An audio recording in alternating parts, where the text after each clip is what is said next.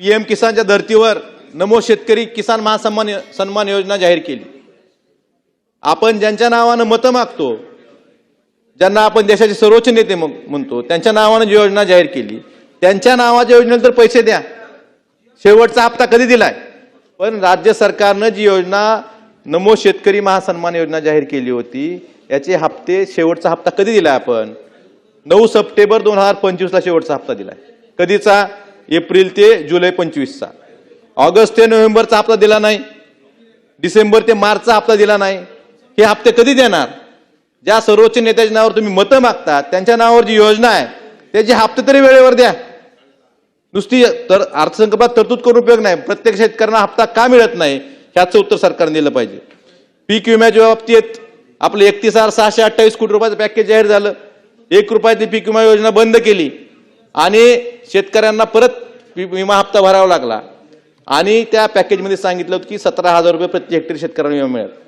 महाराष्ट्रातल्या एकाही शेतकऱ्याला आज ह्या क्षणापर्यंत विमा मिळालेला नाही। कधी मिळणार विमा? एवढं मोठं नुकसान झालं, विम्याची रक्कम कधी मिळणार हे सरकारनं सांगणं गरजेचं आहे। अध्यक्ष महोदय, धाराशिवच्या बाबतीत सांगायचं झालं तर धाराशिवमध्ये जवळपास 500 पेक्षा जास्त हे ट्रिगर काढले सरकारने। ह्या वर्षी योजनेत बदल केला। जे मिड टर्म मध्ये ज्या लॉसेस होत होते याचे ट्रिगर काढून फक्त पीक कापणी प्रयोगावरच पीक विमा योजना जाहीर केलं। तर पीक कापणी प्रयोगातले 500 प्रयोग झाले होते, त्यातल्या 217 प्रयोगावर कंपनीचं ऑब्जेक्शन घेतलं। हे त्या जिल्हा स्तरावर समितीनं त्यावर सुनावणी घेतली, ते ऑब्जेक्शन आक्षेप फेटाळून लावले, परत कंपनी राज्यस्तरीय समितीकडे आली। मग हे किती दिवस अपील चालणार? राज्यस्तरीय समितीकडनं परत केंद्रस्तरीय समितीकडे जाणार। त्यामुळं शेतकऱ्यांना पीक विम्याची त्यांच्या हक्काची एवढं मोठं नुकसान होऊन सुद्धा अद्यापर्यंत 1 रुपया पीक विमा मिळाला नाही। का मिळाला नाही? ही दिरंगाई आपण कंपन्यांना पाठीशी घालतोय का, हेही शेतकरी विचारतोय।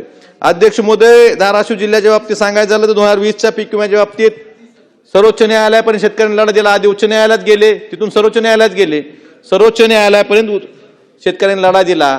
त्या लढ्यात शेतकऱ्यांचा विजय झाला। पण कंपनी कोर्टात वारंवार जाते। परवाच 2000 डिसेंबर 25 मध्ये उच्च न्यायालयाने एक निर्णय दिला की राज्य सरकारचा दुसरा हप्ता होता 134 कोटी रुपयाचा, तो थेट शेतकऱ्यांना द्यावा। त्यात कसं होतं, 3,33,412 शेतकऱ्यांना 514 कोटी रुपये प्रति हेक्टरी 18,000 प्रमाण देणं बंधनकारक होतं। त्याचे 288 कोटी रुपये कंपनीने दिले होते। उर्वरित 225 कोटीसाठी राज्य सरकारचा हप्ता थेट शेतकऱ्यांना द्या म्हणून उच्च न्यायालयाने सांगितलं।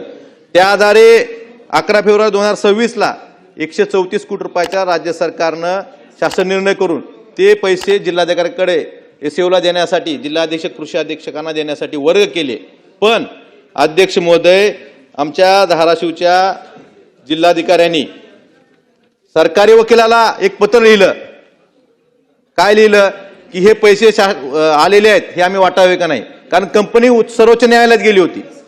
मग सर्वोच्च न्यायालयाचा कुठलाही स्टे नसताना, कसलीही स्थगिती नसताना सरकारी वकील, केंद्र सरकारचे जे आपल्या राज्य सरकारचे जे वकील सर्वोच्च न्यायालयात आहेत, त्यांनी सांगितलं की तुम्ही पैसे वाटू नका। का वाटू नका? उच्च न्यायालयानं, सर्वोच्च न्यायालयाने सांगून सुद्धा वकील सांगतायत एक रीट दाखल आहे, रीट मध्ये स्टे आहे का? नाही। मग शेतकऱ्यांचे पैसे ह्या जिल्हाधिकाऱ्यांनी आणि वकिलांनी का थांबवले? त्यांना माहित आहे का की सर्वोच्च न्यायालय स्थगित देणार आहे? एक लढा 5-5, 6-6 वर्ष लढायचा का शेतकऱ्यांनी? त्यामुळं हे पैसे, माझे कृषी मंत्री या ठिकाणी नाहीत, पण त्यांना विनंती आहे की हे जे पैसे उच्च न्यायालयाच्या आदेशानुसार तुम्ही वर्ग केलेले आहेत, हे तात्काळ शेतकऱ्यांना वाटप करण्याचे तुम्ही आदेशित करावे। आणि कुठलीही स्थगिती नसताना जिल्हाधिकाऱ्यांनी त्या वकिलाला विचारलं का आणि वकिलांनी कुठल्या अधिकारात पैसे देऊ नका म्हणून सांगितलं, ह्याची सुद्धा चौकशी झाली पाहिजे।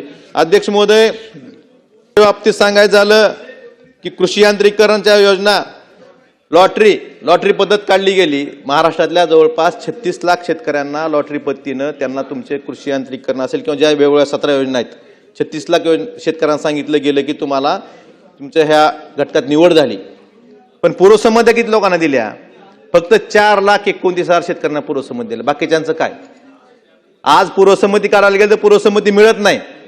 का मिळत नाही ह्याचं उत्तर सरकारने देणं गरजेचं आहे। ट्रॅक्टर असेल, रोटावेटर असेल किंवा बाकीच्या ज्या अनुषंगिक गोष्टी आहेत ह्या मिळत नाहीत।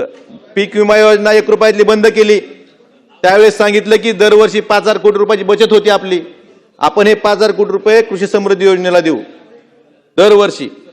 25-26 मध्ये 1 रुपया दिला नाही।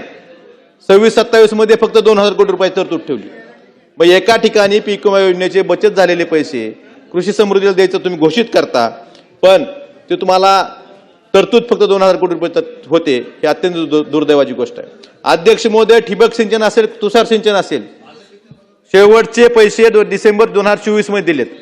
25 मध्ये जवळपास 900 ते 1000 कोटी रुपये शेतकऱ्यांचे ठिबक सिंचन, तुषार सिंचन अद्यापपर्यंत शेतकऱ्यांनी बसून वर्ष दीड वर्ष झालं शेतकऱ्यांना त्यांचे पैसे मिळत नाहीत. हे पैसे कधी मिळणार हेही सरकारनं सांगणं गरजेचं आहे. अध्यक्ष महोदय, आपण